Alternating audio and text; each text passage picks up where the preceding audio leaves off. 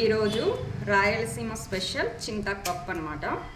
కావాల్సినవి ఈ గ్లాస్తో 2 గ్లాసెస్ 2 గ్లాసుల కందిబ్యాలు తీసుకున్నాను. ఒక గ్లాస్కి 6 పచ్చిమిరపకాయలు, ఒక గ్లాస్కి 1 టమోటా, కొంచెం కొత్తిమీర, చింతాకు. ఈ చింతాకు ఒకవేళ పులుపు తక్కువ అయితే కొంచెము చింతపండు యాడ్ చేయొచ్చు. ఓకే, ఇప్పుడు ఎలా తయారు చేయాలో చూద్దాం. ఇప్పుడు కందిబ్యాళ్ళు బాగా కడిగి పెట్టేస్తాను.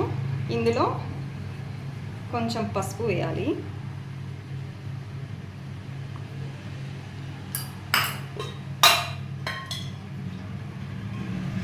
కొంచెం ఆయిల్,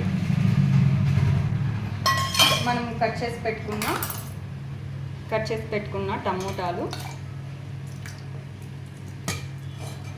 పచ్చిమిరపకాయలు. ఇప్పుడు స్టవ్ ఆన్ చేసి వీటిని ఉడకబెట్టేస్తాము. పప్పుకి బ్యాళ్ళు ఉడుకుతున్నాయి కదా, మనం ఆ లోపల చింతాకు కడిగి పెట్టేసుకున్నాము. కొత్తిమీర, చింతాకు. ఎప్పుడైనా కానీ పప్పు అంటే కుక్కర్లో కంటే ఇలా సపరేట్గా పక్కన ఉడికించుకుంటే ఆ టేస్ట్ చాలా బాగుంటుంది. ఒకసారి ట్రై చేయండి. బ్యాళ్ళు అయితే ఉడికిపోయినాయి కదా, ఇప్పుడు చింతాకు, కొత్తిమీర వేసేస్తాము.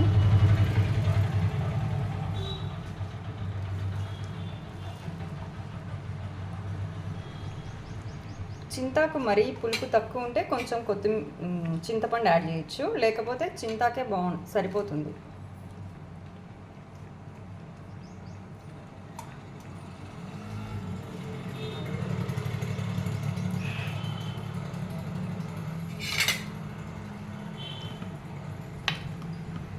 ఇది కొద్దిసేపు ఉడకనిద్దాము.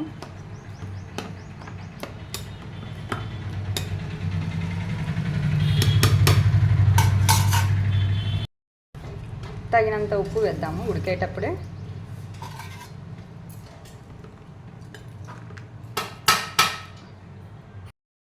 పప్పు అయితే బాగా చింతాకు పప్పు బాగా మెత్తగా ఉడికిపోయింది. ఇంకా పప్పుని మెత్తగా ఎనిపేస్తే సరిపోతుంది. అయితే ఎనిపేసి పెట్టాను. ఇప్పుడు తిరువాతకు కావాల్సినవి వచ్చేసి పోపు దినుసులు, తెల్లగడ్డ, ఎండుమిర్చి, కరివేపాకు, ఆనియన్స్ అన్నమాట. కట్ చేసి పెట్టుకున్న కొత్తిమీర. ఇది లాస్ట్ తిరువాత అయిపోయిన తర్వాత, పప్పు దించిన తర్వాత కొత్తిమీర యాడ్ చేద్దాము. ఇప్పుడు ఆయిల్ కూడా వేడైపోయింది. ఇప్పుడు పోపు దినుసులు వేసేస్తాము.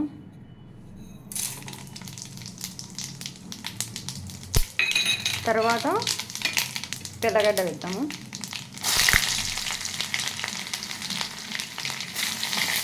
తర్వాత ఆనియన్,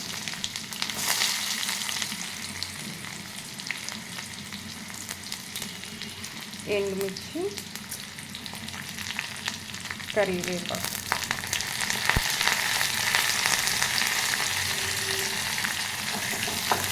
ఇది కొంచెం బ్రౌన్ కలర్ వచ్చే వరకు వేగనిద్దాము.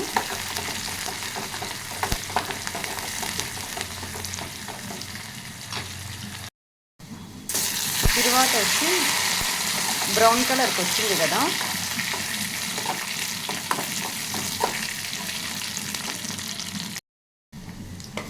ఇంకా పప్పు ఎత్తి దీంట్లో వేసేస్తాము.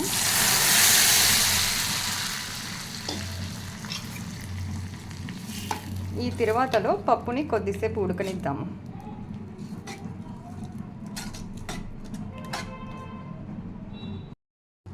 పప్పు అయితే తిరువాతలో ఉడికిపోయింది. ఇంకా స్టవ్ ఆఫ్ చేసేసి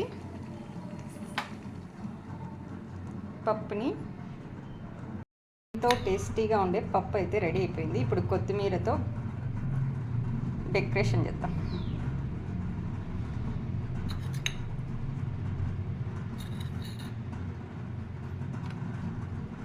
ఇలా ఒకసారి ట్రై చేసి చూడండి, అందరికీ నచ్చుతుంది. Okay, thank you for watching.